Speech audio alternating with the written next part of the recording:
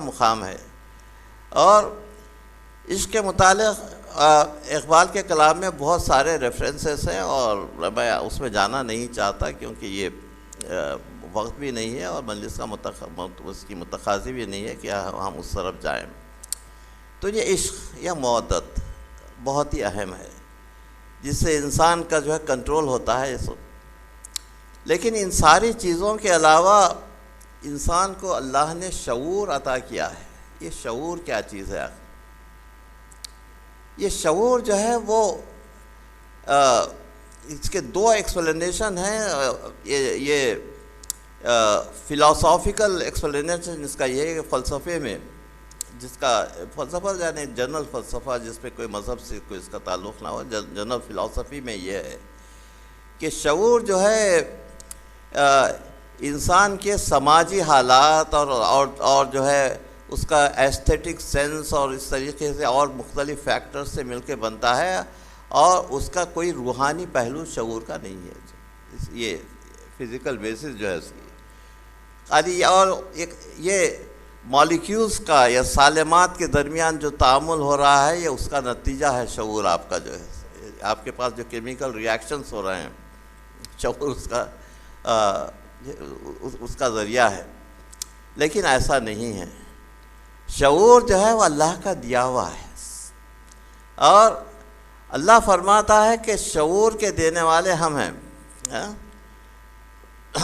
سورہ شمس میں اللہ کہہ رہا ہے وَالنَّفْسَ وَمَا سَوَّاهَا النَّفْسَ وَمَا سَوَّاهَا فَأَلْهَمَهَا فُجُورَهَا وَتَقْوَاهَا قَدْ أَفْلَحَ مَنْ زَكَّاهَا وَقَدْ خَابَ مَنْ دَسَّاهَا۔ یہ سورہ شمس کی آیت۔ تو اللہ کہہ رہا ہے کہ تمہارے نفس کو، تمہارے شعور کو ہم نے سنوارا ہے جی،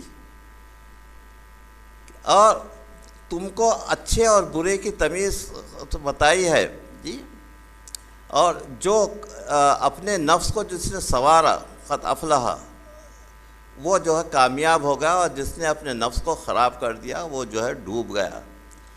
تو نفس کا اور شعور کا دینے والا اللہ ہے، جس کو کہہ رہا ہے کہ اس نے اللہ نے سورہ شمس میں نفس کی قسم کھائی ہے، وہ نفس وما سوا، اس نفس کی قسم جس کو ہم نے سنوارا ہے۔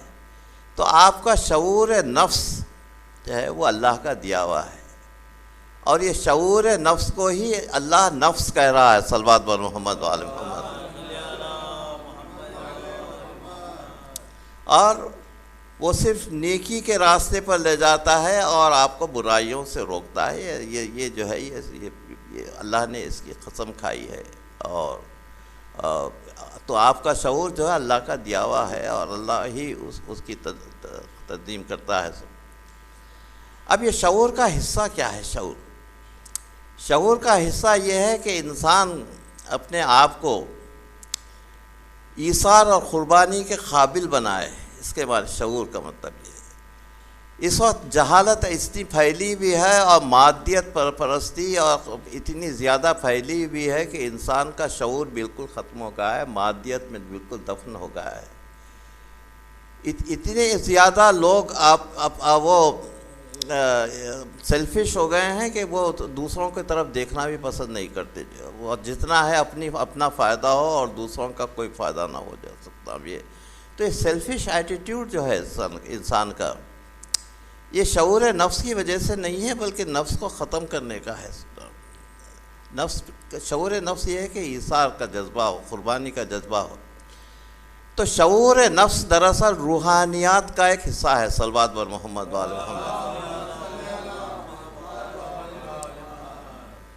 تو انسان میں جب روحانیت ہوتی ہے، اسپرچویلٹی جو مذہب کی پابندی کا نتیجہ ہے، تو اس وقت جو ہے وہ شعور نفس اس کا جاگتا ہے، اور وہ حیوانی جو حرکات ہیں وہ حیوانی حرکات سے محفوظ رکھتا ہے۔ تو شعور نفس جو ہے اللہ کا دیا ہوا ہے، اور انسان کو صراط مستقیم پر باقی رکھتا ہے۔ کل کی مجلس میں نے آپ سے کہا تھا کہ اللہ نے انسان کو اپنا امانت بردار بنایا ہے۔ تو وہ لوگ جو صاحب میں کل نہیں تھے، وہ اس امانت کے متعلق آپ کے سامنے عرض کرنا چاہتا ہوں کہ یہ امانت کیا ہے۔ یہ سورہ احزاب کی آخری آیت ہے۔ تلاوت فرمائیے، اس میں اللہ فرماتا ہے کہ انا ارزنا الامانۃ علی السماوات وعلی الجبال فابینا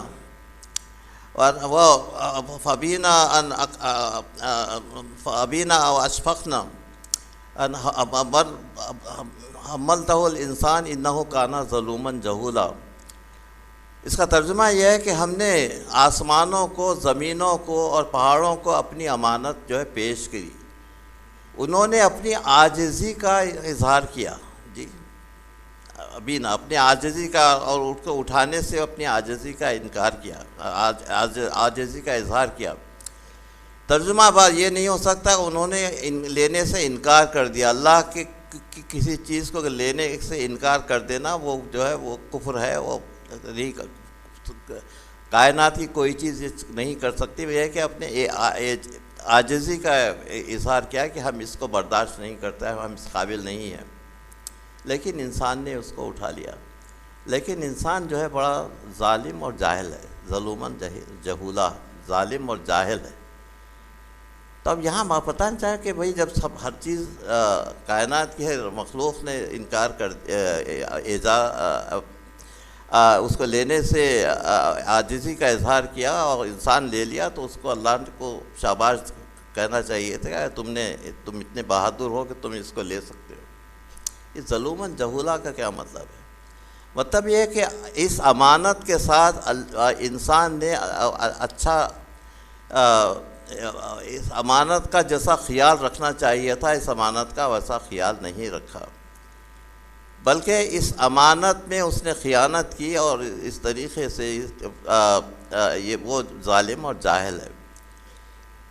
یا امانت کا مطلب مقام امامت ہے، امامت کے ساتھ انسانوں کا جو سلوک ہے کہ جس طریقے سے اماموں پر ظلم کیا گیا اور ان کو تو اسے کہ ظالم اور جاہل ہے۔ لیکن یہ ہے کہ اللہ کی امانت کو لینا، یہ امانت کیا ہے؟ یہ امانت ہے ارادہ خود اختیاری، فری ول، اس کا ترجمہ فری ول، آپ تفری ارادہ خود اختیاری۔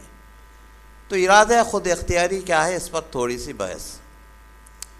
کائنات کی جو دوسری مخلوق ہیں، وہ ان کے جو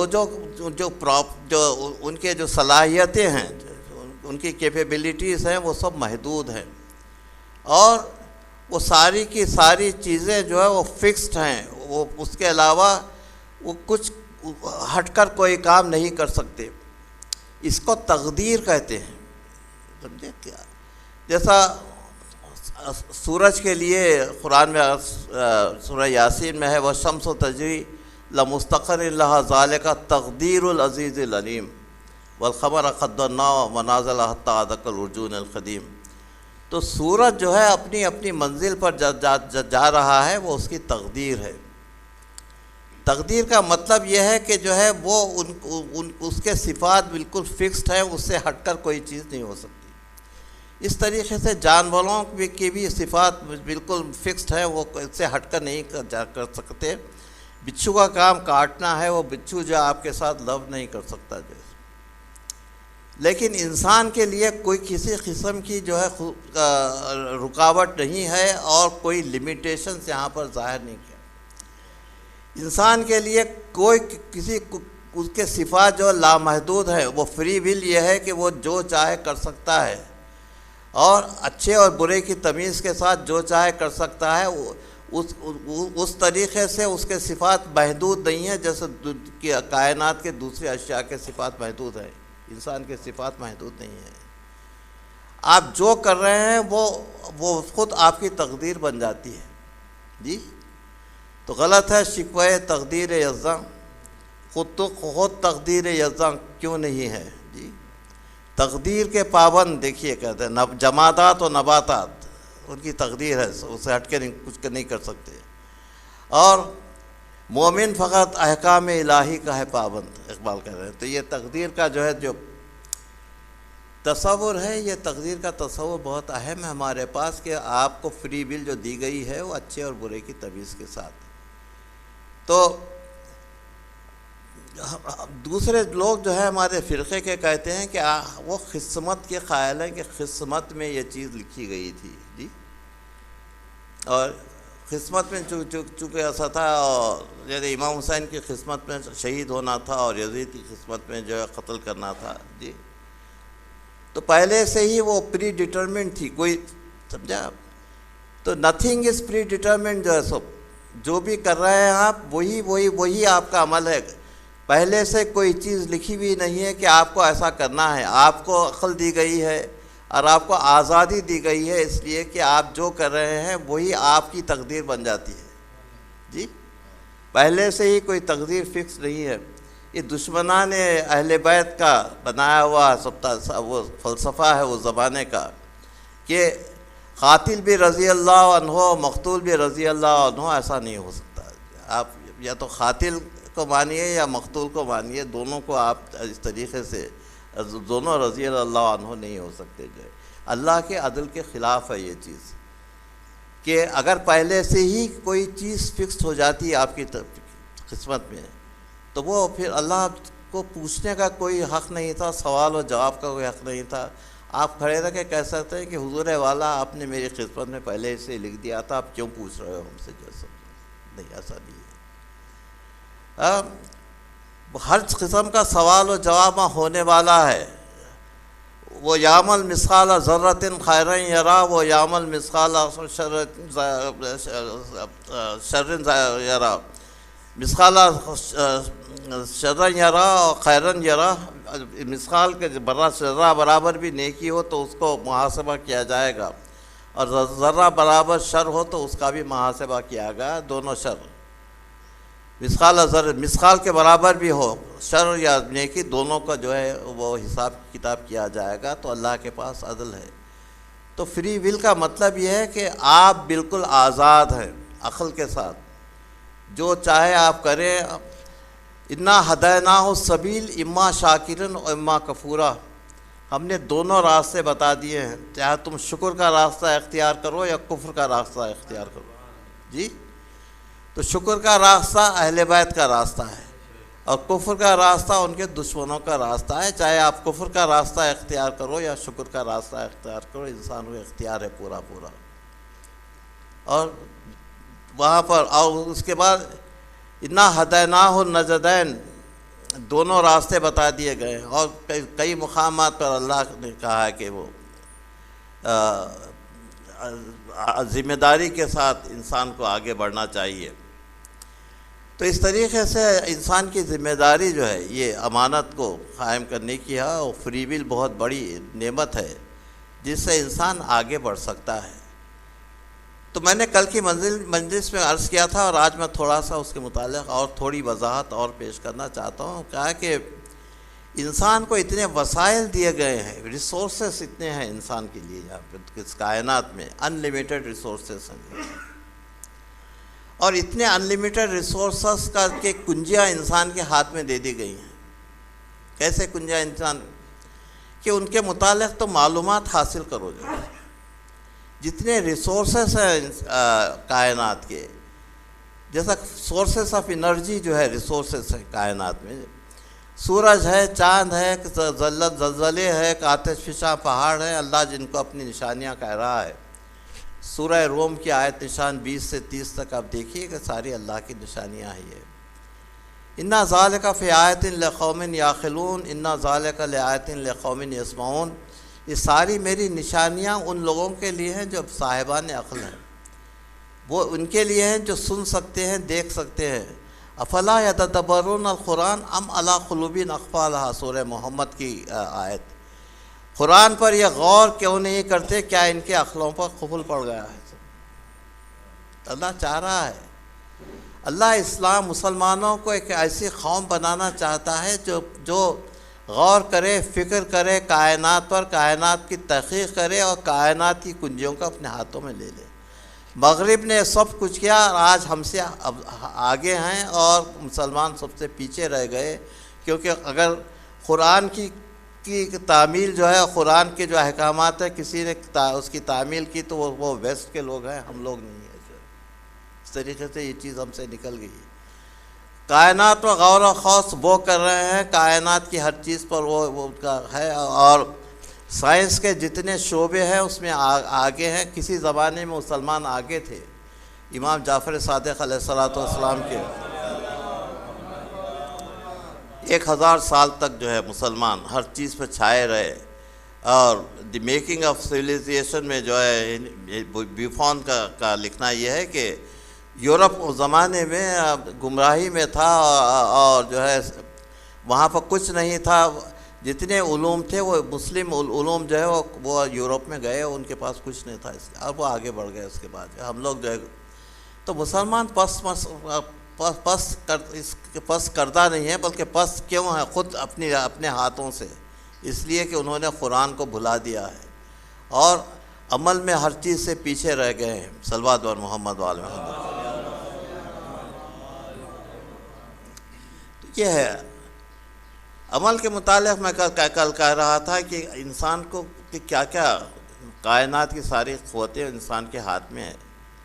انسان نے کام کیا اور آج اس کا کیا ہے، کل کی مجلس سے میں نے کہا تھا کہ اسٹینڈرڈ آف لائف جو اونچا ہو گیا ہے، کسی زمانے میں لائف اسپین جو ہے 52 ایئرس اور 55 ایئرس سے زیادہ نہیں تھا، اب آج کل اسپین آف لائف 75 ایئرس اور 80 ایئرس بالکل معمولی بات ہے سب کا۔ تو اس طریقے سے انسان نے بیماریوں پر اپنے قابو پا لیا۔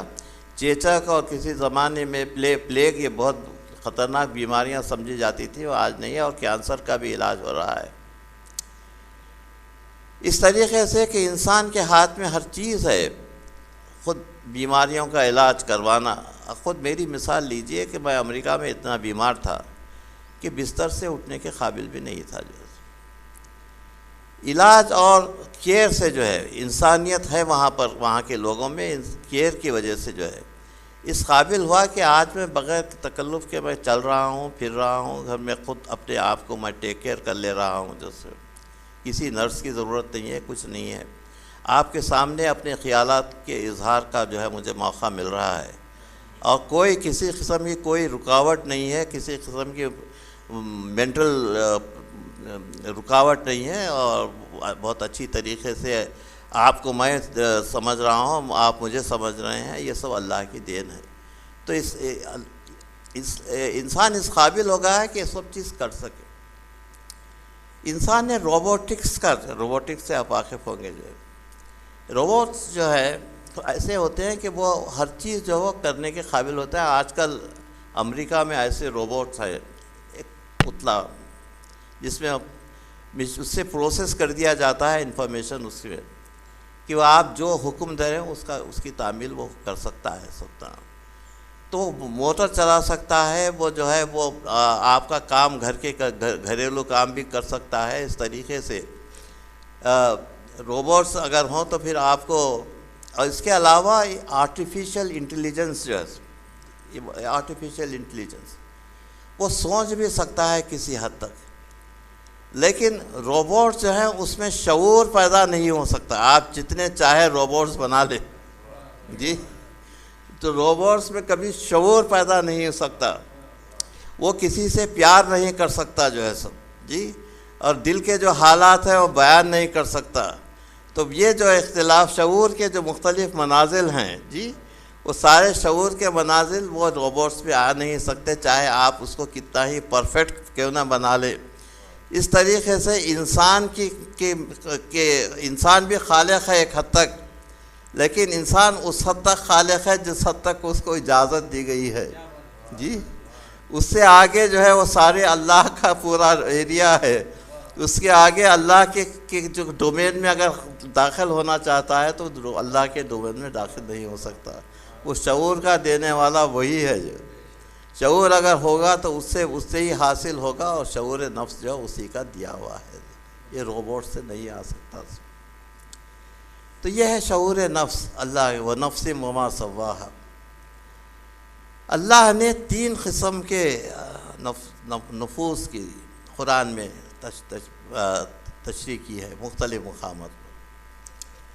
ایک نفس ہے جس کا نام ہے نفس امارہ، سورہ یوسف میں اس کا ذکر کیا ہے کہ یہ نفس امارہ کیا ہے۔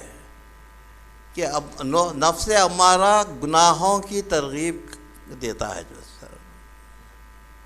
ان نفسر امارۃ بالسوء، اور اس میں سورہ یوسف کی آیت ہے کہ گناہوں کی ترغیب جو ہے نفس امارہ دیتا ہے.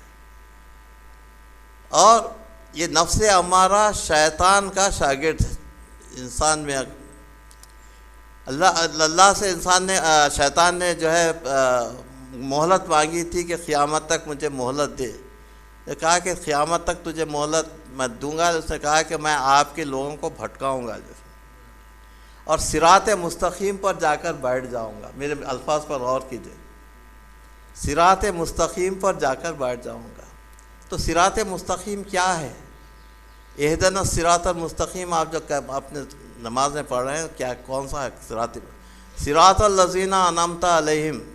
وہ راستہ جس سے تو نے اپنی نعمتیں نازل کی ہیں. تو چلیے حضور کو کون سا راستہ ہے جس پر اللہ نے اپنی نعمتیں نازل کی ہیں؟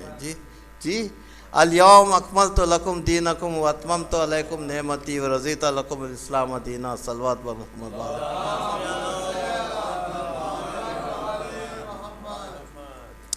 تو علی کے راستے میں شیطان بیٹھ جاتا ہے اور لوگوں کو علی سے گمراہی، علی سے برگشتہ کرنے کی تلقین کرتا ہے. تو یہ صراط مستقیم پر بیٹھ جاؤں گا. تو انسان میں جو برائیوں کی طرف جو رغبت ہے وہ نفس